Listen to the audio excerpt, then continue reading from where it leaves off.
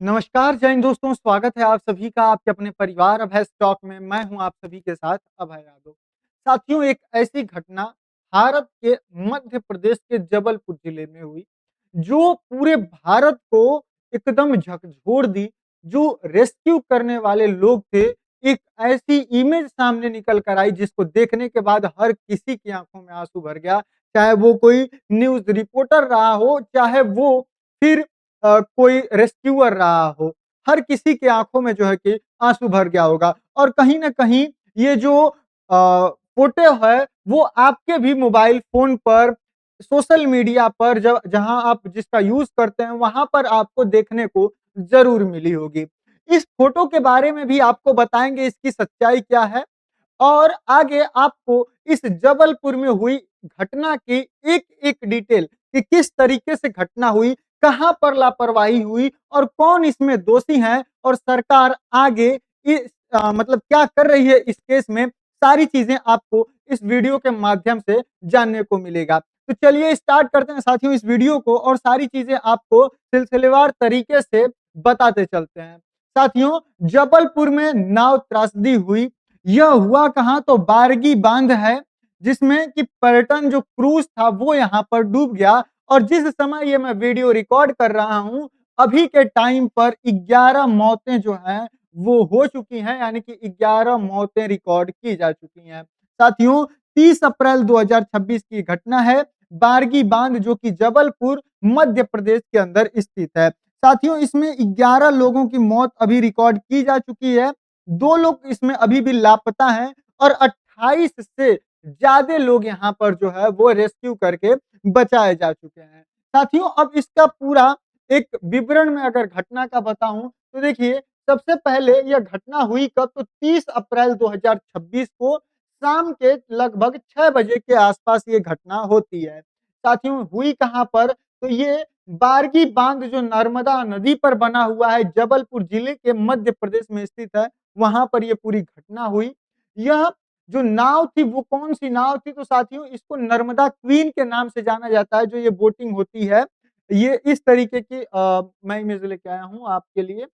ये इस तरीके की एक नाव होती है जिसमें लोग यहाँ पर मतलब कि सफ़र करने के लिए वहाँ को जो प्लेसेस हैं उनको देखने के लिए नदी में जो है कि यहाँ पर जाते हैं। तो इस तरीके की नाव थी जिसको कि नर्मदा क्वीन के नाम से जाना जाता है और एमपी पर्यटन विभाग यानी कि मध्य प्रदेश के जो पर्यटन विभाग है, यह उसकी क्रूज़ बोट थी जो 2006 से यहाँ पर चल रहा है। साथियों, इसमें कितने यात्री सवार थे इस पूरी बोट में? तो 43 के आस-पास यात्री यहाँ पर सवार थे और इसमें कुछ क्रू सदस्य भी थे। अगर इस नाव की क्षमता की बात की जाए कि इसमें कितने लोग सवार हो सकते हैं, तो साथियों इसमें 60 से लेके 90 लोग जो है, वो इस नाव में सवार हो सकते हैं। साथियों, सबसे इम्पोर्टेंट चीज़ जो पूरी भारत को और वहाँ पर खड़े हर व्यक्ति को झकझोर देने वाली थी, वो ये थी कि एक माँ थी, जो लाइफ जैकेट पहनी हुई थी और अपने हाथ में मतलब इस तरीके से अपने बेटे को लेकर मतलब कि एक आस में थी कि शायद इस लाइफ जैकेट को पहनने के बाद मैं भी बच जाऊँ और मेरा बच्चा भी बच जाए और उसको सीने से लगाकर जो है कि वो पड़ी हुई थी। और जब बॉडी को निकाला भी गया, उसके बाद भी जो है वो उस बच्चे को अपने नहीं छोड़ रही थी। मतलब इस तरीके से पकड़ा हुआ था कि उनको जो रेस्क्यूअर्स थे उनको प्रॉब्लम हो रही थी उसको निकालने में। साथियों, लेकिन सबसे इम्पोर्टेंट बात ये जो आपको फ़ोटो दिखाई गई या फिर आपके फ़ोन पर आई, ये न्यूज़ या फिर ये फ़ोटो जो है, ये कहीं से भी उस हादसे से निकली इमेज नहीं है। जी हाँ साथियों, ये कहा जा रहा है कि एआई जनरेटेड या फिर कहीं और के हादसे से रिलेटेड ये न्यूज़ फ़ोटो है। ये जबलपुर में हुए हादसे की तस्वीर नहीं है। ऐसा हादसा हुआ है। इस तरीके की बात हुई है कि जो वहाँ पर मैं आपको वीडियो आगे दिखाऊँगा जब उसको लेकर आया जा रहा है, सारी चीज़ें मैं लेकर आया हूँ इसमें एक-एक चीज़ों को। तो वहाँ पर जो है इस तरीके की घटना हुई कि एक माँ है अपने बेटे को लेकर मतलब वो पकड़ी हुई है लाइफ जैकेट पहने हुए और उसी के तर्ज पर आई थिंक किसी ने या तो इसको इमेज से एआई से जनरेटेड कराया है या फिर ये कहीं और की है। इसकी पुष्टि के लिए अगर आप देखें तो ये जो जबलपुर के जो कलेक्टर हैं उनका ये ऑफ़िशियल ट्विटर का पेज है, जहां पर इन्होंने लिखा है कि this photo is AI generated और from some other sources, it has no connection with Bargi cruise accident. यानी कि जो क्रूज एक्सीडेंट हुआ है यह उससे किसी भी प्रकार से कनेक्टेड नहीं है, या तो यह जो है एआई जनरेटेड है या फिर जो है यह यहाँ पर कहीं और से जो है कि लिया गया है। ठीक है, तो ये जो इमेज की सच्चाई थी जो मैंने आपको यहाँ पर बता दी। साथियों, पूरे हादसे के बाद यहाँ पर इस तरीके से इस बोट को निकाला गया जो कि पूरी तरीके से यहाँ पर पलट चुकी थी। ये हुआ कहाँ है? तो देखिए, ये आपका जबलपुर है, ये आपका जो भेड़ा घाट है वहाँ पर, और ये आपका बारगी है, और ये इस जगह पर जो है, जो बारगी बाँध बना हुआ है, यहाँ पर जो है कि ये हादसा यहाँ पर हुआ है। यानी कि बाँध के पास जो है कि ये हादसा हुआ है। साथियों, हादसे के समय की अन्य जगहों से ली गई जो इमेजेस है, वो मैं आपको दिखाऊँ तो आप देखिए किस तरीके से वो बोट यहाँ पर डूब रही है, और सिर्फ वही बोट नहीं, यहाँ पर अन्य जो भी क्रूज़ यहाँ पर चल रही थी, सबके साथ जो है कि इस तरीके की घटना होने की संभावना थी। लेकिन यहाँ पर देखिए ये किस तरीके से यहाँ पर पूरे तरीके से जो है पानी में समा जाती है। साथियों, यहाँ पर ये विजुअल्स हैं जब वो पलट गई है और लोग वहाँ पर रेस्क्यू करने के लिए गए हैं और उसको निकाल रहे हैं यहाँ पर, उस समय का जो है कि ये व्यूज़ है। आप देखिए यहाँ पर किस तरीके से ये पूरी की पूरी जो नाव है, वो यहाँ पर जो है कि पलट चुकी है। आगे साथियों देखिए, ये कुछ समय पहले की है जो मतलब कि जिस समय पूरा आंधी-तूफान आ गया था, ये उस समय की वीडियो है जब क्रूज़ पर आप देखिए कि कितनी तेज़ी से हलचल हो रही है। लोग सहमे हुए एक जगह जो है कि यहाँ पर बैठे हुए हैं, और किस तरीके से यहाँ पर पूरा जो बोट है वो यहाँ पर हिल रहा है। सबसे लापरवाही की चीज़ अगर आप इस वीडियो में देखें तो इसके बावजूद भी किसी भी व्यक्ति के पास अभी भी लाइफ जैकेट नहीं दिया गया है। किसी ने भी यहाँ पर लाइफ जैकेट नहीं पहना हुआ है। लाइफ जैकेट को एक बंडल में रखा गया था जिसको बाद में लोगों ने खोलकर जो है कि लोगों में बाँटा। आई थिंक वो वीडियो होना चाहिए लेकिन नहीं है, ठीक है? तो उस वीडियो में देखा जा रहा है, साफ-साफ दिख रहा है कि वहाँ पर जो लोग हैं, वो खुद ही वहाँ से जो है कि लाइफ जैकेट को बंडल में बाँधा गया है, और जब इस तरीके की घटना हो गई है, तो उस समय जल्दी-जल्दी में उसको आनन-फानन में जो मेंबर्स हैं, जो मतलब चढ़े हुए हैं, पर्यटक हैं, वो खुद ही निकाल कर उसको जो है कि यहाँ पर दे रहे हैं। साथियों, यहाँ पर आप देखिए, ये पूरी घटना के बाद जो है कि इस तरीके से एनडीआरएफ, एसडीआरएफ की जो टीमें थी, वो यहाँ पर पहुँची रेस्क्यू के लिए। आगे बढ़ें, साथियों, अब बात करें कि हुआ क्या घटनाक्रम पूरा, तो देखिए 6 बजे शाम में मौसम अचानक बदल जाता है। तेज आंधी जो कि लगभग 60 से 70 किलोमीटर प्रति घंटे की रफ्तार से यहाँ पर हवाएँ चल रही थी। साथियों, 6 बजकर 10 मिनट पर नाव में पानी भरने लगा, यात्री घबराए और अफरा-तफरी यहाँ पर मची। और मात्र 10 से 15 मिनट के अंदर जो है नर्मदा क्वीन यहाँ पर पूरा पलटी मार जाती है। लाइफ जैकेट यहाँ पर बंधे हुए थे बंडल्स में, जो कि खुले नहीं थे। साथ ही 6 बजकर 20 मिनट पर जल जीवन मिशन कर्मी ने तुरंत यहाँ पर बचाव कार्य शुरू किया, और रात तक एनडीआरएफ, एसडीआरएफ और पुलिस की टीमें घटना स्थल पर यहाँ पर पहुँच गई और रेस्क्यू को यहाँ पर स्टार्ट किया गया, मतलब कि उसको जारी रखा गया। लापरवाही के सबूत यहाँ पर क्या-क्या मिले हैं और कौन इसके लिए जिम्मेदार है? तो सबसे पहले देखिए, जो लाइफ जैकेट है वो किसी ने भी नहीं पहना है। यानी कि जो भी यहाँ पर गया है पर्यटक, किसी ने भी लाइफ जैकेट नहीं पहना हुआ है। यात्रियों को लाइफ जैकेट यहाँ पर दिया ही नहीं गया था, बल्कि उसको बंडल में यहाँ पर बाँधे हुए थे। साथियों, क्रू ने यात्रियों को छोड़ा, यानी कि यह भी एक न्यूज़ आई कि मतलब गवाहों का आरोप था कि देखिए पायलट और क्रू सदस्य पहले ही कूद गए। यानी कि जब इस तरीके की चीज़ें होने लगी तो वो पहले ही जंप कर गए, लेकिन जब पायलट का इंटरव्यू यहाँ पर सामने आया तो उसने कहा नहीं, हम यहाँ पर पहले नहीं कूदे थे, उसने इस चीज़ को नकार दिया। उसके बाद ओवरलोडिंग का आरोप लगा कि 29 टिकट यहाँ पर बिके थे। जो टोटल पैसेंजर्स थे वो 29 थे, जो टिकट लिए थे, और जबकि यहाँ पर लोग जो थे वो 40 से अधिक लोग थे। यानी कि 40 से अधिक लोग यहाँ पर जो है सवार थे। साथियों, यहाँ पर पुराना यह जो जहाज था वो भी 9 साल पुराना था, यानी कि 9 सालों से वो जो जहाज है वो लगातार यहाँ पर चल रहा था। साथियों, आपको एक बात बता दें, जब मैं इस चीज़ की रिसर्च कर रहा था उस समय मैंने एक चीज़ देखा आर्टिकल्स को पढ़ते टाइम, कि यहाँ पर लगभग 30 पैसेंजर्स के साथ जो मैक्सिमम बच्चे या फिर जो लोग अलाउड थे, वो 10 एक्स्ट्रा लोग थे। तो हो सकता है कि यहाँ 29 टिकट के साथ में जो है 10 बच्चे वगैरह थे, जिसकी वजह से यहाँ पर संख्या जो है वो 40 के पार यहाँ पर पहुँची थी। जब लेकिन यहाँ पर फिर भी जो है चीज़ें अभी सरकार जो है वो इसको देख रही है। साथियों मौसम की जो चेतावनी दी गई थी मौसम विभाग के द्वारा, उसको भी यहाँ पर नज़रअंदाज करने का मामला सामने आया है कि जो आईएमडी है, इसने ऑरेंज और क्या कहते हैं कि येलो अलर्ट जारी किया था और फिर भी यहाँ पर नाव को लेकर ये लोग जो है कि नदी के अंदर गए। साथियों, किनारे से चेतावनी अनसुनी की गई, यानी कि स्थानीय लोगों ने 15-20 मिनट पहले ही चेतावनी दी थी कि वापस लौट आओ, लेकिन यहाँ पर कहना है लोगों का कि चालक ने नहीं सुना और वो अंदर लेकर गए। वहीं 2022 की चेतावनी को भी अनसुना किया गया, यानी कि 2022 में भोपाल में नाव डूबी थी और तब भी सुधार के वादे यहाँ पर किए गए थे। यानी कि कुल मिला-जुलाकर जब घटना हो जाती है तो हमारे यहाँ के लोग, हमारे यहाँ की जो एजेंसियाँ हैं, वो सभी लोग सचेत हो जाती हैं। और इस घटना के बाद अब आप देखेंगे तो वाराणसी में और अन्य जगहों पर जहाँ पर मतलब इस तरीके के टूरिस्ट प्लेस हैं, वहाँ पर अब जो है लोग मतलब जो ज़िम्मेदार एजेंसियाँ हैं वो यहाँ पर अब एक्शन में आ रही हैं। साथियों अब पीड़ित और दिल दहला देने वाली की सच्चाई को देखिए, तो देखिए यहाँ पर जो पहचाने गए पीड़ित हैं, इसमें एक विराज सोनी जो 6 वर्ष के हैं, फिर जो ये मात्र 6 वर्ष का एक बच्चा है, तमिल जो 5 वर्ष का है, इस बेचारे बच्चे का मतलब यहाँ पर शव बरामद हुआ है। एक माँ और उसका 4 वर्षीय बेटा साथ में गले लगाए मिले गए, जो कि इमेज आपने अपने फ़ोन में कहीं न कहीं ज़रूर देखी होगी, जो कि सबसे ज़्यादा यहाँ पर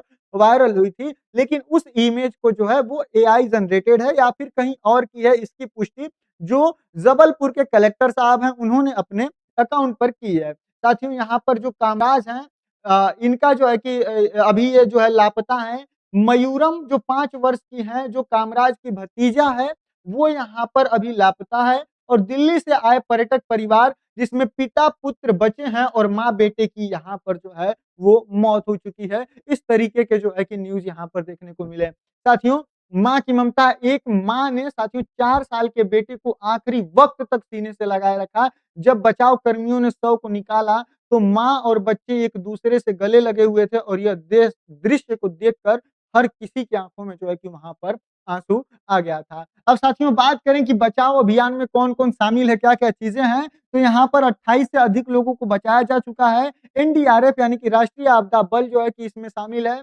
जो एसडीआरएफ है, राज्य आपदा बल और जो गैस कटर हैं, यानी कि डूबी नाव से जो है वो शव निकालने के लिए, क्योंकि वो पलट चुकी है।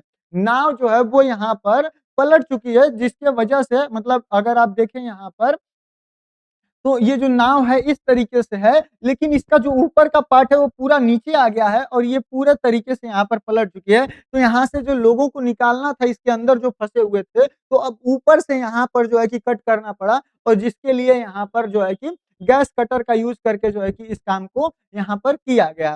साथियों जल जीवन मिशन के कर्मचारी घटनास्थल के पास थे, उन्होंने तुरंत बचाव शुरू किया। एनडीआरएफ, एसडीआरएफ, सेना के गोताखोर और स्थानीय पुलिस ने मिलकर रात भर ऑपरेशन यहाँ पर चलाया है। डूबी हुई नाव नर्मदा क्वीन को गैस कटर से काटकर शव निकाले गए। सीएम मोहन यादव ने बचाव दल के हर सदस्य को 51,000 रुपए का पुरस्कार देने की घोषणा की और सीएम ने सभी बहादुर बचाव कर्मियों को सार्वजनिक सम्मान देने का भी यहाँ पर वादा किया। अब साथियों आगे बात करें कि सरकार की इस पर प्रतिक्रिया क्या रही, क्या कार्रवाई की गई और क्या यहाँ पर मुआवजा देने की बात की गई। तो साथियों यहाँ पर जो सीएम है मोहन यादव, इन्होंने उच्च स्तरीय जाँच समिति का गठन किया है। पीड़ित परिवारों को 4 लाख का मुआवजा देने का बाद क्रूज़ पायलट, हेल्पर और टिकट काउंटर का जो कर्मी है उसको यहाँ पर बर्खास्त कर दिया गया है। होटल मैनेजर सुनील मारवी निलंबित कर दिए गए हैं और जो बचाव कर्मी हैं उनको 51,000 रुपए का पुरस्कार और नए एसओपी बनाने का यहाँ पर आश्वासन दिया गया है। वहीं पीएम नरेंद्र मोदी ने दुःख जताया और परिवार के साथ संवेदनाएँ व्यक्त की। पीएम राष्ट्रीय राहत कोष से 2 लाख अतिरिक्त मुआवजा देने का कहा गया और घायलों के लिए भी आर्थिक सहायता यहाँ पर देने की बात कही गई है। साथियों लेकिन सबसे बड़ा सवाल जो कि जवाब आप सभी लोग जो भी हैं वो चाहते होंगे वो यह है कि ऑरेंज अलर्ट होने के बाद भी नाव यहाँ पर क्यों चलाई गई? जब आईएमडी ने बताया था कि 50 किलोमीटर प्रति घंटे की रफ्तार से अधिक से जो है कि यहाँ पर हवा चलेगी, इस अलर्ट दिया गया था इसके बाद भी पर्यटन विभाग ने नाव को क्यों नहीं रोका? दूसरा सवाल कि लाइफ जैकेट क्यों बंधे थे? जब लोग क्रूज़ में सवार हो गए, वहाँ से जब क्रूज़ चलना स्टार्ट हुआ, उससे पहले लोगों को लाइफ जैकेट क्यों नहीं दिया गया? और जिस तरीके से लाइफ जैकेट बाँधा हुआ था, उस तरीके से लग रहा था कि उस पर आने वाले लोग कभी लाइफ जैकेट का यूज़ ही नहीं कर रहे थे। यानी कि वीडियो में दिखा कि जैकेट सील्ड बंडल जो है उसमें बंद थे। यानी कि डूबने लगी तब क्रू ने खोला। क्रू क्या वहाँ पर ये जो बेटे और माँ की तस्वीर वायरल हुई है, उनके जो परिजन थे, उनके जो पिता थे उस बच्चे के, उन्होंने बताया कि 3 लोग मिलकर जो यात्री थे, उन्होंने ही यहाँ पर जो पर्यटक थे, उन्होंने ही उसको खोला और लोगों के अंदर बाँट रहे थे। 2022 की चेतावनी पर कार्रवाई क्यों नहीं की गई? जब भोपाल हादसे के बाद सुधार का वादा किया गया था, तो 4 साल बाद फिर क्यों कुछ नहीं बदला और फिर इस तरीके का हादसा हुआ? साथियों, क्या 9 साल पुरानी नाव सुरक्षित थी? यानी कि जो ये नाव चल रही थी, ये 9 सालों से चल रही थी।